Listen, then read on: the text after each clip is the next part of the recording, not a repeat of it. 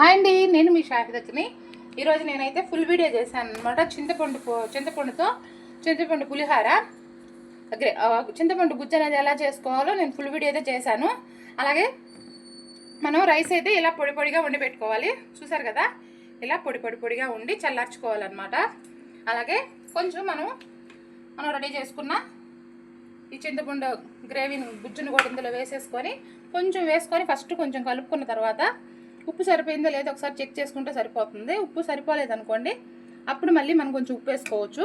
అలాగే నేను ముందే ఫ్రై చేసి పెట్టుకున్న ఏరుశనగపప్పు, నేనైతే ఉప్పు మిరపకాయలు అనమాట. ఉప్పు మిరపకాయలు టేస్ట్ బాగుంటాయి కాబట్టి పులిహారలకి అవి కూడా ఫ్రై చేసి పెట్టుకున్నాను. పులిహార అయితే చక్కగా కలిపేసాను చూడండి. నాకు గంటితో కలిపితే కలిపినట్టే అనిపించదు, అందుకే చేయబెట్టి కలిపేశాను. పులిహార ఎంతమందికి ఇష్టమో కామెంట్ అయితే చేయండి. అలాగే నా ఛానల్ అయితే సబ్స్క్రైబ్ చేసుకోండి, అలాగే షేర్ చేయండి, కామెంట్ కూడా చేయండి.